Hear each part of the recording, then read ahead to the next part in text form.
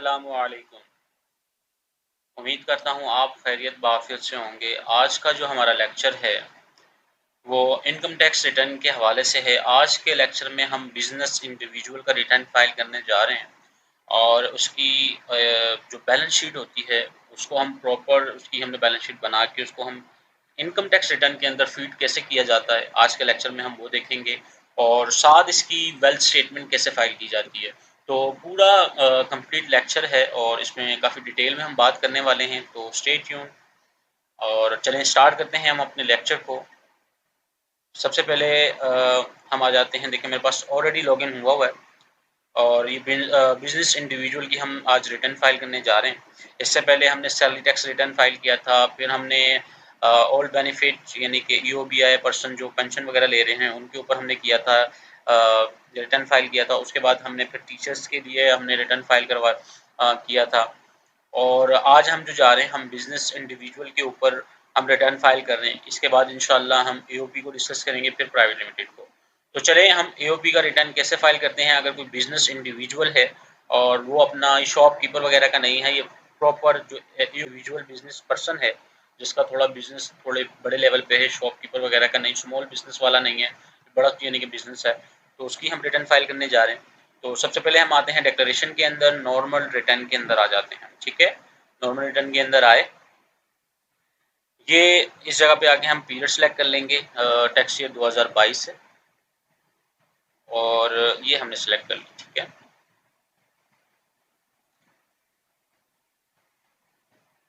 चलें जी, ये हमने सेलेक्ट कर दी और जो है बिज़नेस में आ जाते हैं। सबसे पहले बिज़नेस पे आए, मैन्युफैक्चरिंग ट्रेडिंग है, सबसे पहले ये हम इसके ऊपर क्लिक कर देते हैं और इसके ऊपर क्लिक करते हैं तो सबसे पहला जो काम हम करना है कि ग्रॉस रेवेन्यू, इसके ऊपर आके हमने क्या करना है, ग्रॉस यानी कि सेल पूरे साल की कितनी थी आपकी, सेल की वैल्यू लिखेंगे हम कि हमारी जो सेल हुई वो कितनी वैल्यू थी सेल की। तो सेल की वैल्यू हम मेंशन कर देते हैं यहाँ पे, ये है 1224278, ये हमने अपनी सेल की वैल्यू लिख दी।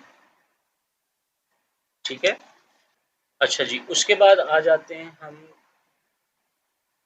नेट परचेजेस के ऊपर। ये तो हमने लिख दी जो हमने सेल की है पूरे साल के अंदर। नेट परचेजेस कितनी है, ये हम इधर लिख देते हैं नेट परचेजेस, कि पूरे साल के अंदर जो हमने परचेजेस की हैं वो कितनी है, 9911,906, ये हमने पूरे साल के अंदर परचेज किए। अच्छा जी, उसके बाद ये क्या कह रहा है कि ओपनिंग स्टॉक, कोई ओपनिंग यानी कि आपके पास कोई माल ऐसा था जो ओपनिंग में पिछले 30 जून के अंदर आपने दिखाया, वो ओपनिंग बनेगा आपका, कोई ओपनिंग माल आपके पास था, तो हमारे पास कोई माल नहीं था, ये परचेज थी। और इसके बाद आ जाते हैं कि एंडिंग, जो आपका एंडिंग स्टॉक है वो क्या है। एंडिंग स्टॉक हमारा है जी, हम यहाँ आके सबसे पहले ओपनिंग, अगर ओपनिंग होगा यहाँ मेंशन कर देंगे, एंडिंग स्टॉक हम यहाँ मेंशन कर देंगे। तो एंडिंग स्टॉक कितना है हमारा, 1252458, ये हमारा एंडिंग स्टॉक आ गया, ये हमारा आ गया एंडिंग स्टॉक। ठीक है, ये यानी कि समझ लिया हमारी कॉस्ट ऑफ गुड्स सोल्ड। अब आ जाते हैं ऑपरेटिंग एक्सपेंसेस की तरफ। ये हमारे ऑपरेटिंग एक्सपेंसेस क्या थे, तो सबसे पहले आ जाते हैं हमारा सैलरी एंड वेजेस के अंदर।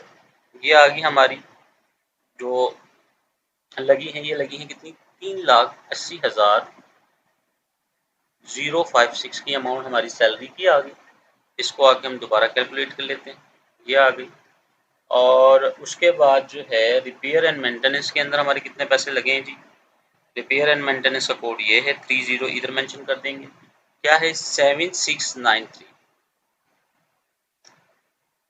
ये हमने कैलकुलेट कर लिया दोबारा से।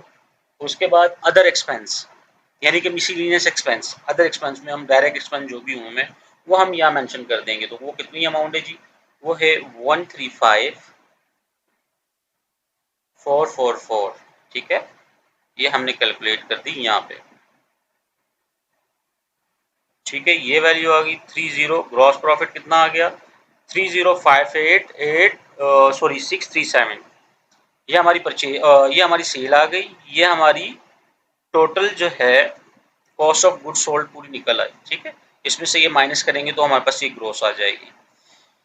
अच्छा, इसके बाद आ जाते हैं हम जी मैनेजमेंट और एडमिनिस्ट्रेटिव या सेलिंग या फाइनेंशियल एक्सपेंस की तरफ। तो वो क्या-क्या है वो हम यहाँ मेंशन करेंगे जी। तो सबसे पहले आ जाते हैं इसके अंदर जो सैलरीज वगैरह हैं ऑफिस स्टाफ की जो सैलरी है वो हम यहाँ मेंशन कर देंगे। कितनी है जी? ये है जी 301।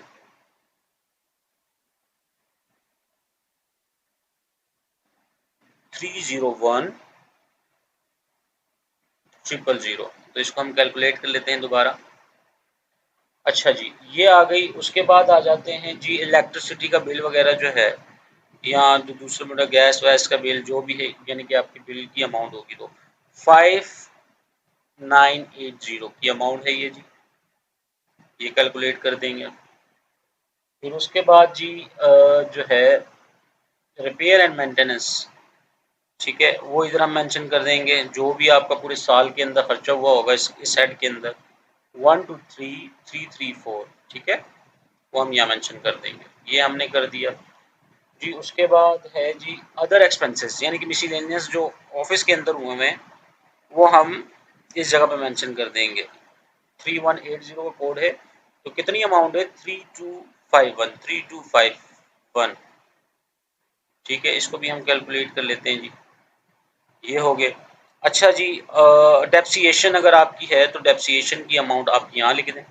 आपका कोई यानी कि डेप्सिएट हुआ है कुछ कंप्यूटर वगैरह है तो मुख्तलिफ रेट हैं, तो हमारा जो डेप्सिएशन की अमाउंट है वो 15215 की अमाउंट है, 15215, ठीक है। तो हम कैलकुलेट कर लेते हैं। तो ये हमारा जी टोटल जो मैनेजमेंट या एडमिनिस्ट्रेटिव सेलिंग फाइनेंशियल एक्सपेंस जो बने वो बने 448780, ठीक है, ये अमाउंट बन गई। अच्छा जी, और भी इसमें मुख्तलिफ सारे हेड आ रहे हैं, जो भी जैसे फोटो कॉपी मशीन वगैरह का कोई हेड है तो अगर आपका होगा तो आप यहाँ लिख दें। प्रोफेशनल चार्जेस होते हैं वो आप लिख दें। अच्छा, प्रॉफिट ऑन डेप्स है, जो आप मार्कअप ले रहे हैं बिजनेस के ऊपर, वो आप यहाँ मेंशन करेंगे। या दे रहे हैं एक्सपेंस है अगर दे रहे हैं, सॉरी, जो आपने लोन लिया है उसके ऊपर जो मार्कअप वगैरह दे रहे हैं वो आप यहाँ मेंशन करेंगे। ले रहे नहीं, जो दे रहे हैं, कंपनी ने जो बैंक से लोन लिया है उस पर जो फाइनेंशियल चार्जेस वगैरह हैं वो हम यहाँ मेंशन करेंगे, ठीक है। डोनेशन एंड चैरिटी वगैरह हम यहाँ मेंशन कर देंगे। तो ये हमारे जो हैं management and administrative selling and financial expense clear हो गए। उसके बाद हम आ जाते हैं दोबारा यहाँ। ये देखें जी, ये हमारा आ गया जी इनकम लॉस फ्रॉम बिजनेस। ये हमारी प्रॉफिट आ गया हमारा इनकम यहाँ तक, ठीक है। उसके बाद हम आ जाते हैं जी, ये हमारा जो है प्रॉफिट एंड लॉस वाला जो अकाउंट है वो कंप्लीट हो चुका है, यानी कि फाइनेंशियल स्टेटमेंट का पहला पार्ट खत्म कंप्लीट हो चुका है। अब आ जाते हैं बैलेंस शीट के अंदर। तो इंडिविजुअल की बैलेंस शीट हम कैसे लिखेंगे? हम आ जाते हैं बिजनेस एसेट एंड इक्विटीज। आपने बैलेंस शीट बनाई होगी और आपको पता होगा, सिर्फ मैं आपको बता रहा हूँ कि हम उसकी पुटिंग कैसे करेंगे, ठीक है। तो बिजनेस के अंदर आ जाते हैं। अगर अदर इनकम कोई है तो आप यहाँ मेंशन करेंगे, ठीक है। अदर इनकम में कोई भी आपकी कोई अदर इनकम है जो शेयर वगैरह कहीं से आ रहा है तो यहाँ लिखेंगे। तो ये एक है, इस जगह पे हम आ जाते हैं और मेंशन करते हैं अपनी जो हमारी बिजनेस लायबिलिटी है। बैलेंस शीट के अंदर आके हम टोटल एसेट्स के अंदर आके इस जगह पे पूरा लमसम यहाँ आके मेंशन कर देंगे। आप इंडिविजुअल अकेले अगर लैंड है तो लैंड यहाँ मेंशन कर दें, बिल्डिंग यहाँ मेंशन कर दें, एडवांस पेमेंट्स वगैरह हैं यहाँ मेंशन कर दें। तो सेपरेट कर सकते हैं। अगर नहीं करना तो एक साथ भी आप यहाँ कर सकते हैं। तो सेपरेट करेंगे तो ज़्यादा बेहतर है। अगर एक साथ कर दें तो भी कोई मसला नहीं है। तो आपके पास जवाब होना चाहिए, प्रूफ होना चाहिए कि ये जो बैलेंस शीट है इसके पीछे है क्या डिटेल। डिपार्टमेंट आपसे जब डिटेल मांगेगा तो पूरी एविडेंस के साथ मांगेगा। एविडेंस आपके पास होने ज़रूरी है। तो यहाँ पे लिख देते हैं जी 413524, ठीक है। इसी तरह जो है हमारी लाइबिलिटी भी इतनी है 413524। जी मैं जी जो भी वैल्यू पुट कर रहा हूँ ये मैं बैलेंस शीट से देख के पुट कर रहा हूँ। तो आपने भी होप बनाई होगी, अगर नहीं बनाई तो इंशाल्लाह हम बैलेंस शीट भी बनाना देखेंगे। इन फ्यूचर आपको मैं यानी कि पूरा इसमें गाइड करूँगा इंशाल्लाह। तो ये हमारी बैलेंस शीट का भी पार्ट हो गया। अच्छा जी, इसके अलावा अगर कोई डायरेक्टर किधर यानी कि अपने कोई सर्विसेज दे रहा है, यानी कि कोई एक किस्म की समझ लें वो एक सैलरी ले रहा है कि किधर से, तो वो आप यहाँ डिक्लेयर कर दें। वैसे तो होनी तो यहाँ चाहिए, अदर रेवेन्यू के अंदर जो सर्विसेज वगैरह दे रहे हैं अदर के अंदर आ जाएगी या इधर आ जाएगी। तो टेक्निकल जो प्रोफेशनल अगर है फॉर टेक्निकल चीज़ें फ़ी जो ले रहा है वो यहाँ मेंशन होनी चाहिए। पर ये एक सैलरी का पार्ट है, वो सैलरी पे जो है इनका एक टैक्स डिडक्ट कर रहे होते हैं, तो सैलरी एक किस्म की दे रहे हैं तो हम इसको यहाँ मेंशन कर देंगे। बैलेंस शीट वो इंडिविजुअल की बैलेंस शीट अलग है, ये फर्दर एक चीज़ है, ये इंक्लूड कर रहा हूँ। इंडिविजुअल का पार्ट सिर्फ वो है जो हम कर चुके हैं। उसके बाद हम जब नीचे जाएंगे उस पर हम टैक्स देखेंगे, अब टैक्स की कैलकुलेशन करने वाले हैं, उस पर जा रहे हैं। ये एक अलग से पार्ट है क्योंकि सैलरी है, ये अलग से पोर्शन आ गया है, वो हम मेंशन कर देते हैं 1079216। ये इनकी जी टोटल सैलरी है साल की उस जगह की, और मेडिकल एग्जामेशन जो इनके पास है वो 71,941 है। 71,941 कैसे होता है जी? बेसिक डबल ग्रॉस का बेसिक निकालते हैं, 66.66 है, और उसके ऊपर आप 10% इम्प्लीमेंट कर देंगे, तो जो वैल्यू निकलेगी उसके ऊपर ये लेस कर देंगे, और जो आप वैल्यू आएगी वो फिर यहाँ आ जाएगी। ठीक है, ये आ गई हमारे पास इसकी टैक्सेबल इनकम ये वाली। ठीक है, अच्छा जी, बैलेंस शीट को कंटिन्यू करते हैं अपनी फाइनेंशियल स्टेटमेंट को। ये फर्दर एक चीज़ बीच में आ गई थी, तो बिजनेस वाला पार्ट ये वाला पोर्शन कंप्लीट हो चुका है। इसमें हमने क्या किया है, हमने प्रॉफिट एंड लॉस दिखा दिया। ठीक है, बिफोर टैक्स है ये, बिफोर टैक्स वाली वैल्यू, टैक्स हम नीचे दिखाएंगे, और बैलेंस शीट दिखा दी, दो पार्ट हो गए। अब आ जाते हैं हम जी टैक्स चार्जेबल के अंदर। टैक्स चार्जेबल के अंदर पहले इधर आते हैं, टैक्स चार्जेबल के अंदर, और final and fix minimum tax के अंदर हम आ जाते हैं जी। यहाँ आगे, यहाँ आने के बाद आपने देखना है कि पूरे साल के अंदर आपके पास जो पैसे आए। अब इसमें लोग गलती यहाँ पे ये करते हैं कि जिनके ऊपर टैक्स कट रहा होता है, इंडिविजुअल्स की बात कर रहा हूँ, जिनके ऊपर टैक्स कट रहा होता है वो तो वो शो कर देते हैं कि जी हमारे पास इतने पैसे हैं। देखें, जो भी आपकी इनकम आ रही है, जो भी आ रही है, जिसके ऊपर टैक्स कट रहा है या नहीं कट रहा, वो आपको रिसीव हो चुके हैं, वो आपने डिक्लेयर करने ही करने हैं। ये लोग अक्सर पैसे बचाने के लिए क्या कर रहे होते हैं कि उस टाइम तो दिखाते नहीं है, बाद में फिर नोटिस आ जाता है, फिर वो कैलकुलेशन कर रहे होते हैं, दोबारा डिमांड निकल आती है, तो फ़ायदा नहीं है। अगर आप डिक्लेयर कर देंगे, ज़्यादा से ज़्यादा 1 लाख रुपये ज़्यादा चला जाएगा, 20-25 हज़ार रुपये ज़्यादा चले जाएंगे, पर डिक्लेयर कर दें। जितना अच्छा काम करेंगे उतना आपके लिए बेहतर है। ठीक है, डिक्लेरेशन साफ़ सुथरी करें, और छुपाने की ज़रूरत नहीं है, कोई फ़ायदा होने वाला नहीं है, क्योंकि बाद में भी जब, क्योंकि डिपार्टमेंट 6 साल तक आपको नोटिस भेजता है, ऑडिट के लिए 6 साल तक चीज़ें चलेंगी, इंडिविजुअल हो, एओपी हो, कंपनी हो, 6 साल तक चलती हैं। और कहीं ना कहीं जाके जब एक केस खुलता है तो इसके साथ पूरी लाइन लग जाती है। अगर आपने कोई जब टैक्स की चीज़ें छुपाई होंगी, तो जब एक चीज़ निकल आएगी तो उससे पीछे पूरी लाइन लग जाएगी, तो फिर दोबारा से देना पड़ेगा। तो बेहतर ये है कि आप पहले ही दिखा दें। तो अब हम बात कर रहे थे कि हमारे पास जो रसीद आई है उसके ऊपर जो टैक्स डिडक्ट हुआ वो हमने कहाँ दिखाना है, सेक्शन 153 है। एक तो टैक्स कटा हमारा इसके ऊपर हमारे पास रसीद क्या आई थी, सबसे पहले हम ये मेंशन करते हैं जी। ये हमारे पास इतना 1% की जो वैल्यू है, इतनी हमारी ये टैक्सेबल इनकम थी, और टैक्सेबल यानी कि रसीद थी 334,470। इसके ऊपर जो हमारे पास टैक्स कटा वो 3345 की वैल्यू कटी है। ठीक है, इसको मैं कैलकुलेट कर लेता हूँ। ये देखें, यही यानी कि हमारा यानी कि पैसे रिसीव हुए थे इतनी टैक्सेबल टैक्स, इस टैक्स के साथ, और यही टैक्स कटा हुआ है। ठीक है जी। उसके बाद जो दूसरा टैक्स हमारे कस्टमर ने काटा वो 4.5% डिडक्ट किया था, 4.5% डिडक्ट किया, वो वैल्यू यहाँ आएगी। अच्छा, अब इसके अंदर कुछ पार्टीज ऐसी हैं जिन्होंने टैक्स डिडक्ट नहीं किया मेरा। फर्ज करें कि 80 रुपये के ऊपर उन्होंने मेरा टैक्स डिडक्ट किया था, 20% लोगों ने मेरा टैक्स डिडक्ट नहीं किया, पर मैं वैल्यू पूरी दिखाऊंगा क्योंकि पैसे मुझे पूरे मिल गए। मेरी ये रिस्पॉन्सिबिलिटी बनती है कि मैं डिपार्टमेंट को पैसे दूँ, तो मैं डिक्लेरेशन क्लियर और साफ दिखाऊं। तो कितनी अमाउंट है वो है जी 11,752,688, ये वैल्यू है।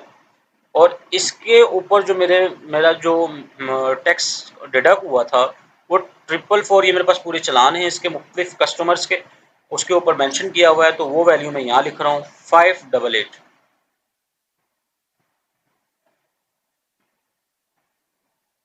ये देखें जी, एक्चुअल में मेरा टैक्स ये कटा हुआ है जो पार्टीज ने काटा था, लेकिन एक्चुअल में बनता कितना है, 5,28,000 मेरा टैक्स बनता है इस वैल्यू के ऊपर, 4.5% के ऊपर। ठीक है, तो ये होगी।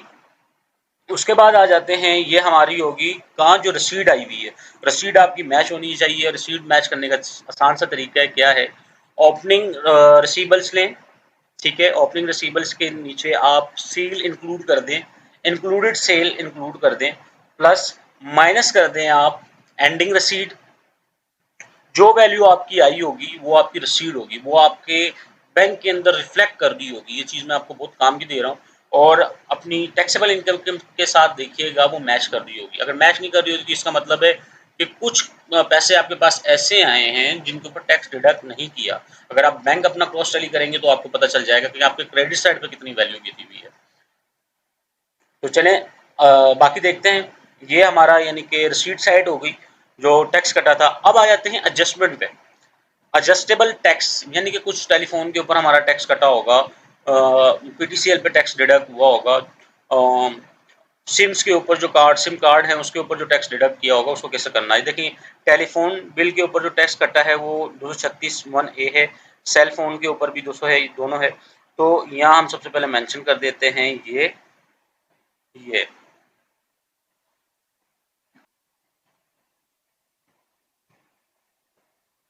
इधर लिख देते हैं जी हम, हमारी जो भी सिम होगी जैज़, और बाकी हम लिख देते हैं इसके ऊपर नंबर 0300।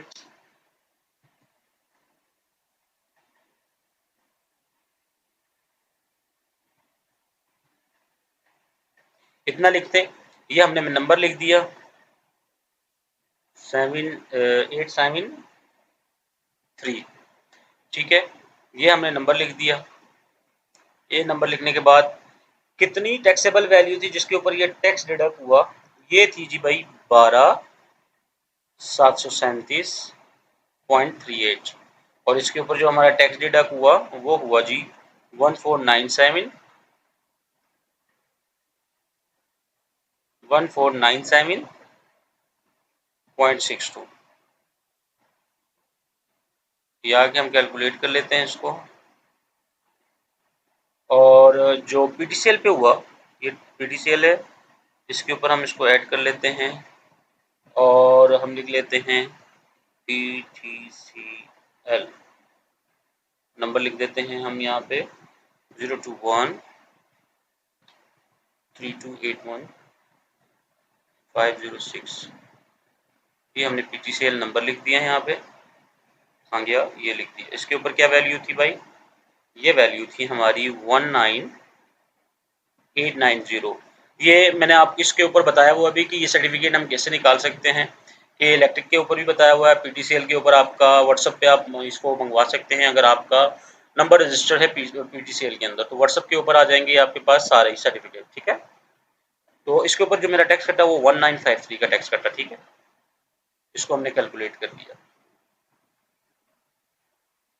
ये हमारी कैलकुलेशन पूरी हो गई, टैक्स की कैलकुलेशन पूरी होगी। अब आ जाते हैं जी कंप्यूटेशन के ऊपर। ये देखें जी ये मेरी सैलरी थी, जो जहाँ से मेरे को सैलरी मिल रही है उसके ऊपर ये है, ये टैक्सेबल अमाउंट ये बन रही है, और जो बिजनेस प्रॉफिट हुआ है वो ये हुआ है। इन दोनों को मिला के मेरी टैक्सेबल टोटल इनकम मेरी ये बन गई। इस टोटल इनकम के ऊपर जो 6,90,000 का मेरा टोटल टैक्स चार्जेबल बना है, और नॉर्मल टैक्स मेरा 5,28,000 बना है। नॉर्मल टैक्स, ये नॉर्मल टैक्स क्या है, 5,28,000 कहाँ बना था, ये रिसीट पे बना। मैं आपको दिखा दूँ, ये 5,32,000, 5,28,000। ठीक है, इसके ऊपर ये 5,28,000 है, और वो वाली वैल्यू एडजस्टेबल वाली वैल्यू डिडक्ट कर देंगे तो सेम ये वैल्यू आ जाएगी। तो 690 का टोटल टैक्स है। और ये जो है मिनिमम 1,62,491 ये प्लस ये, अगर ये दोनों आप प्लस करेंगे 1,62 और ये आपके पास 690 की वैल्यू आ जाएगी। इसकी टैक्स कैलकुलेशन मेरे पास पूरी बनी हुई है इंशाल्लाह, क्योंकि ये थोड़ा सा टॉपिक और ज़्यादा लंबा है, इसको मैं आपको पूरा इंशाल्लाह डिस्कस करवाऊंगा कि ये हम टैक्स कैलकुलेशन जो है ये वाली जो डिपार्टमेंट करता है, ये हम टैक्स कैलकुलेशन करेंगे कैसे, ये कैसे होती है, टैक्स कैलकुलेशन कैसे करते हैं डिपार्टमेंट वाले, ये मैं पूरी आपको बताऊंगा। ये देखें, मिनिमम टैक्स जो है ये वाला, ये आपके पास आ रहा है, ये कैसे टैक्स पूरी टैक्स कैलकुलेशन होती है, मैं आपको अलग लेक्चर में इसके ऊपर इंशाल्लाह पूरी डिटेल में बताऊंगा, क्योंकि ये इस लेक्चर में नहीं, इंशाल्लाह इससे नेक्स्ट लेक्चर जो बनाएंगे इसी पे बनाएंगे। अच्छा जी, मेरा जो टैक्स डिडक्ट हुआ है विद होल्डिंग वो 4,91,000 हुआ है, और जो टोटल क्या है, जो हमें एडमिन टैक्स है, जो हमारी डिमांड निकले, जो हमने पे करना है वो 2,39,180 का जो है 186 का टैक्स हमने जमा कराना है, ये हमने टैक्स जमा करवाना है जी। तो जाके ये हमारा जो है ये हमारी डिमांड निकला, ये रिफंड नहीं निकला, हमारा हम पे पेबल निकला है, तो ये हमने चालान जमा करवाना है, तो फिर हमारा जो बिजनेस इंडिविजुअल का रिटर्न है वो ओके हो जाएगा। अब तो ये बिजनेस इंडिविजुअल का रिटर्न यहाँ तक ओके हो गया जी, जो हमारी कंपनी थी उसकी तो हमने रिटर्न फाइल, रिटर्न का डेटा पूरा बना दिया। अब आ जाते हैं इंडिविजुअल का होता क्या है, इंडिविजुअल की वेल्थ स्टेटमेंट भी साथ ही है, और एओपी और कंपनीज में सिर्फ क्या होता है कि पोर्शन जो है वो यहाँ तक है, ये वाला पोर्शन है। इंडिविजुअल का क्या है जी, आपने और अपना बिजनेस भी इधर ही शो करना है, अपनी वेल्थ वेल्थ भी यहीं दिखानी है। तो अब आ जाते हैं अपनी वेल्थ स्टेटमेंट की तरफ। आज सबसे पहले आते हैं हम पर्सनल एक्सपेंस के ऊपर। हम पर्सनल एक्सपेंस के ऊपर सबसे पहले जो है हम दिखा देते हैं कि जी हमारा मेडिकल के ऊपर जो एक्सपेंस हुआ है वो कितना हुआ है।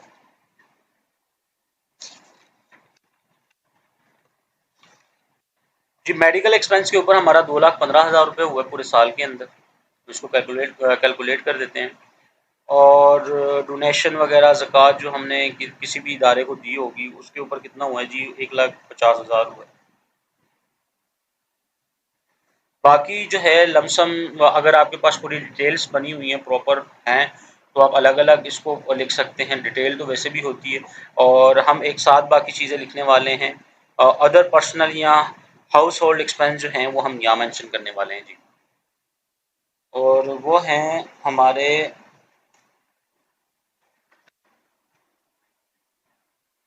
4,96,929.13 ये हमने यहाँ मेंशन कर दिया। ये हमारे एक्सपेंस आ गए, जो भी घरेलू एक्सपेंस होते हैं जो पूरे साल के अंदर इन्होंने यूटिलाइज किए हैं वो हमने यहाँ मेंशन कर दिए। फिर आ जाते हैं जी पर्सनल लाइबिलिटीज़ के अंदर। तो पर्सनल लाइबिलिटीज़ के अंदर ज़्यादा चीज़ें चेंज होती नहीं है बेसिकली, क्योंकि अप एंड डाउन, अगर कि विड्रॉल किया है, एसेट कोई बेच दिया है तो उसका कैश या बैंक में मूव होगा, या कोई नई प्रॉपर्टी हमने ले ली होगी वहाँ मूव हो जाएगा, और कोई नई इंडक्शन की होगी या कुछ इस तरह का किया होगा तो वो हम मेंशन करेंगे। अब सबसे पहले जो हमने इसकी रिकन्सिलेशन पूरी बनाई हुई है, तो सबसे पहले हमने ये जो 2.5 लाख रुपए हैं ये हमने यूटिलाइज कर दिए हैं सारे, तो इसको ज़ीरो कर देना है। अच्छा, उसके बाद जो मेरे पास बैंक का बैलेंस आ रहा है वो हमने यहाँ मेंशन करना है। तो 30 जून के अंदर जो आपका बैंक का बैलेंस होगा वो आपने यहाँ आके मेंशन कर देना है जी, हमारे पास ये है डेट सेंड, ये हमारा बैंक का बैलेंस आ गया। और अगर कि आपने किसी को कोई एडवांस दिया है, कोई डिपॉजिट दी हुई है, प्री पेमेंट दी हुई है, यानी कि कोई आपने घर ख़रीदा है उसकी एडवांस पेमेंट की हुई है, या फिर किसी को पैसे दिए हैं तो वो यहाँ बीसी डली हुई है, कुछ भी ऐसी चीज़ है जो एडवांस में दी है जो वापस आनी है वो आप यहाँ डिक्लेयर करेंगे। तो इसी तरह हमने कुछ इस बार इन्वेस्टमेंट की हुई है, किसी को पैसे दिए हैं जो वापस आएंगे, तो हम इसके ऊपर वो पूरा लिख देते हैं कि हमने एडवांस पेमेंट की है, एडवांस पेमेंट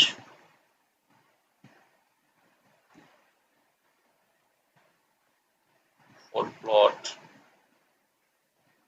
ठीक है, ये प्लॉट जो भी होगा नंबर हम बाद में मेंशन कर देंगे क्योंकि अभी याद नहीं है, तो ये आपको दिखाने के लिए प्लॉट नंबर पूरा यहाँ आ जाएगा, पूरा एड्रेस लिख दीजिएगा ताकि आपके डॉक्यूमेंट्स में आ जाइए जी। यहाँ पे आके हम क्या कर देंगे, वैल्यू लिख देंगे जो आपने पे की होगी, ये ऑफिशियल ट्रांजैक्शन होती है, बैंक के थ्रू हुई है तो यहाँ हमने डिक्लेयर कर दी।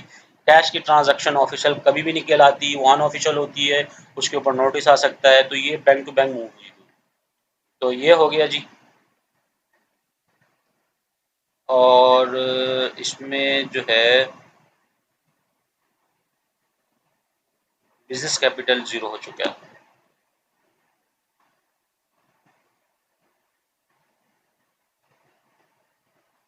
ठीक है, बाकी बिजनेस कैपिटल ज़ीरो हो चुका है क्योंकि बिजनेस से हमने पैसा निकाल के इस जगह पे इन्वेस्टमेंट कर दिया। जो भी हमारे पास बिजनेस में था वो हमने विड्रॉल किया और पैसा जितनी भी था वो हमने ये परचेज कर लिया। यहाँ से 2.5 लाख रुपए भी लगा दिए, बैंक से भी लगा दिए, तो मिला के ये जगह हमने परचेज की, एसेट ये बढ़ गया।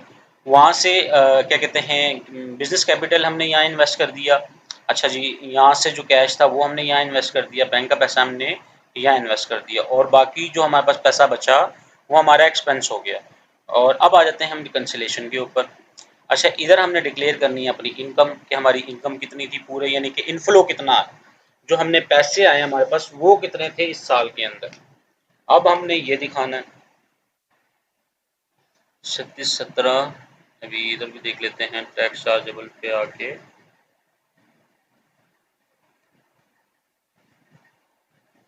रिकन्सिलेशन पे है, इस जगह पे हम वैल्यू लिख देंगे 36-17 133। और ये हमने क्या किया, प्रॉफिट प्लस जो सैलरी का अमाउंट था वो प्लस करके यहाँ पे लिखा है।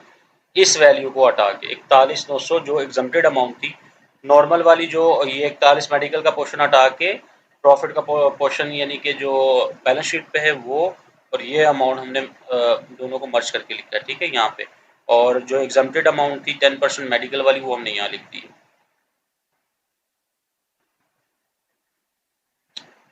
ये तो हो गया हमारा इनफ्लो का सारा डेटा हमने पुट कर दिया। अब आ जाते हैं जी हमारा अदर्स के अंदर जो हमारा एक्सपेंस हुआ वो कितना हुआ। वो हुआ हमारा 690,576। अब ये 690,576 क्या है भाई जी। अब आओ कंप्यूटेशन के ऊपर।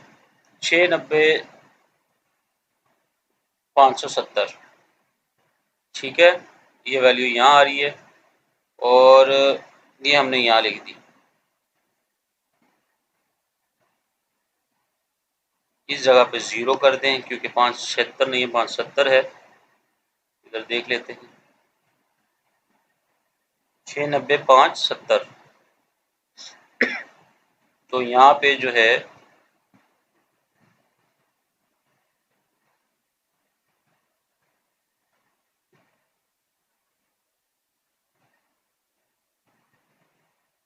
6 रुपए का फ़र्क आएगा, वो हम क्या करेंगे, इस जगह पे आके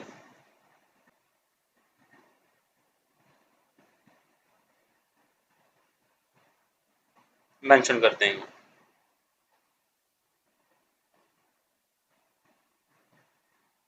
ये हो गया ज़ीरो। ठीक है, 6 रुपए का जो फ़र्क था वहाँ, यहाँ पे जो वैल्यू आई है वो टैक्स की वैल्यू आई है। टैक्स की वैल्यू हमने यहाँ लिख दी है अदर्स के अंदर। और क्योंकि इसी वैल्यू के अंदर ये इसके ऊपर टैक्स लगा था तो ये वैल्यू यहाँ आ गई तो ज़ीरो हो गया। बाकी जो एक्सपेंस था वो उधर हो गया। ये भी हमारा खर्चा था तो ये हमने यहाँ दिखा दिया क्योंकि यहाँ पे टैक्स की कैलकुलेशन हमने कोई नहीं दिखाई दी। आपको याद होगा जो टैक्स चार्जेबल था ये भी हमने देना, तो ये वैल्यू यहाँ हमने मेंशन कर दी। तो ये वेल स्टेटमेंट भी ओके होगी आपकी। वेल स्टेटमेंट भी बिल्कुल मैच करके 6 रुपए का फ़र्क था तो वो हमने वहाँ दिखा दिया एक्सपेंस के अंदर। जो मैंने कैलकुलेशन की थी उसके हिसाब से 576 आ रहा था, ये 6 रुपए का फ़र्क था क्योंकि राउंड वाउंड का कोई फ़र्क होगा किसी जगह पे तो उसकी वजह से। बाकी जो 6 रुपए बचे वो हमने एक्सपेंस में दिखा दिया। और उम्मीद करता हूँ आपको ये लेक्चर समझ आया होगा। इस लेक्चर में कोई भी आपका क्वेश्चन या क्यूरी है तो आप मुझे कमेंट सेक्शन में पूछ सकते हैं। इसकी टैक्स की वर्किंग हम इंशाल्लाह अलग से पूरी सेपरेट करेंगे। ये जो मैंने आपको मिनिमम टैक्स की वर्किंग बताई है ये इंशाल्लाह हम सेपरेट इसके ऊपर पूरा लेक्चर बनाएंगे।